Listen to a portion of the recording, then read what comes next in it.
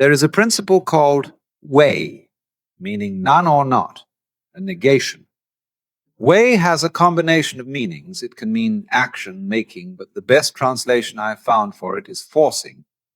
And so, Wu Wei is the principle of not forcing in anything that you do. Now, we know when we watch any performance of an artist, be it a dancer, an actor, or a musician, we know immediately when the performance is forced. We say it doesn't ring true. It's too artificial. We sense it because we know, deep down, that truth doesn't arrive by force. It moves differently. It has a kind of grace, a rhythm, that emerges only when you get out of your own way. This is where the Taoist idea of Wu Wei enters, a principle that often confuses people. They hear non-doing and assume it means laziness, passivity, as if the wise person was simply sitting around, letting life happen. But Wu Wei doesn't mean doing nothing. It means not forcing anything. It's the subtle art of knowing when to act, and more importantly, when not to. In judo, you never use strength at the wrong moment. You wait until your opponent is off balance, and then, with the lightest touch, you send him flying across the room. Not because you fought harder, but because you moved with the flow of things. So the Taoist doesn't oppose effort, but questions misplaced effort. That compulsive drive to control everything, to interfere with the natural unfolding of life. And when we begin to see this, we ask a different kind of question. Not how can I make it work, but where is it already working? And how can I move with that? Now, when people first hear about Wu Wei, they often take it to mean do nothing.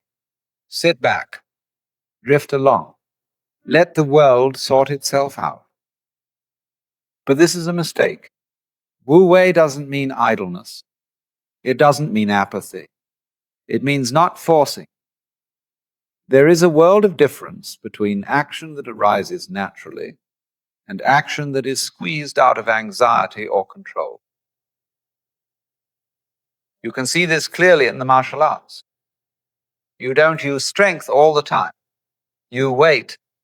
You move only when your opponent has lost balance. And at that moment, with very little effort, everything changes. You don't act before the moment, and you don't hold back when the moment comes. That is Wu Wei. It's not passivity, it's precision. It's not weakness, it's skill. There is a kind of intelligence in nature that moves without being pushed. Birds don't rehearse their flight. Clouds don't have a plan. And yet somehow everything fits together. But we, with all our thoughts and intentions, often fall out of rhythm. We try to make things happen instead of listening for when to move and when to be still. To follow the Tao is to become attuned to that rhythm, to know the difference between rowing and sailing. One exhausts you, the other carries you. You see, the whole point is that life moves of its own accord, just like your heartbeat. You don't command your heart to beat or your hair to grow. The same is true of your destiny if you'd only trust it.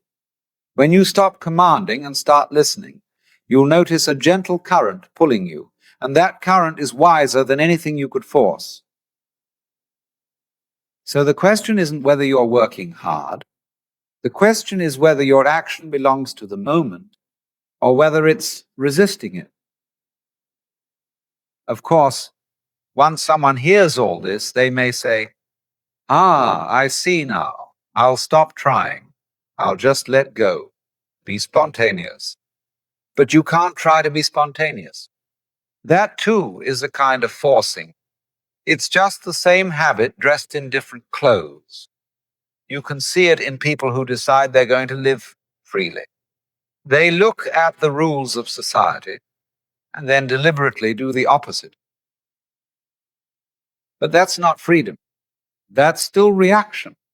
It's the mirror image of control and just as rigid. You see, true spontaneity isn't planned. It's not cultivated. It arises when there's no longer anyone trying to be spontaneous. The moment you say to yourself, I'm going to let go, you've already tightened your grip. You see, most of the time we act from noise, desire, fear, comparison, constant movement with no direction. And under that noise is a very old habit, the belief that if we don't push, life won't move. So we confuse urgency with purpose. We mistake tension for clarity. But clarity doesn't come through effort. It comes the moment you stop interfering. There's a kind of shift that happens when you're no longer chasing after anything. Not because you've given up, but because you've finally paused long enough to see there was nowhere to go. And in that pause, something becomes audible, something real. Not an idea, not a plan. A pull, a current.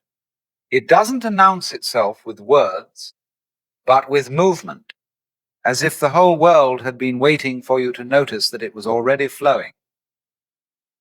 You see, there's no need to fight the river. You're not beside it, you are in it. In fact, you always have been. So, this curious thing we call Wu Wei, the art of not forcing, isn't about striving or straining. It's not a matter of pushing at life. It's a matter of noticing, simply attending to what's already here, before the mind rushes in with its labels. That's where life begins to feel alive again, not as something you control, but something you remember. To come back into rhythm with life, you don't need to add anything. You need to remember something you've forgotten. Remember what it was like before everything had to make sense. Before you were told who you are and what matters. Before the world was sliced up into names and labels and boxes. As a child, you didn't try to understand the sky. You just looked at it. You asked questions that had no answers. How far does it go? What's beyond the stars? And you didn't need a conclusion. You were content to wonder. The world was strange then, mysterious, alive, always becoming something new. And that strangeness wasn't a problem. It was a delight. Children spin in circles just to feel the world wobble. They stare at lights and shadows without trying to figure them out. They know, without needing to explain it, that reality is a very peculiar thing. But we are trained out of this, trained to name everything, to define, to sort and compare. And in doing so, we begin to treat life as if it were known, predictable, concrete. Yet underneath all of that is space, still open, still waiting, what the Taoists called kun, not emptiness as absence, but emptiness as possibility. Space is not something you see. It's what allows you to see at all. If you ever stood on a quiet hillside at night and looked out into the endless dark, you might have felt it, that exquisite stillness, almost frightening, almost overwhelming. That is the space I'm talking about, the space that holds everything together and yet is itself no thing. We rarely pause long enough to sense it, and yet it is the mother of every form, every dance, every heartbeat. So if you want to feel life again, look with the eyes you had before you were told what to see. Because the world hasn't stopped being mysterious. You've only stopped noticing. If you really want to see, you have to set aside everything you think you know. Not forever, just for now. just long enough to look again with fresh eyes. Check your assumptions at the door. All your beliefs about what's real, what's true, what's good, what's bad. All your religious ideas, your philosophies, your labels. Let them rest. You can pick them up again when you leave, if you still need them. This is not about rejecting thought. It's about seeing what's underneath it, before the mind starts carving everything up into categories.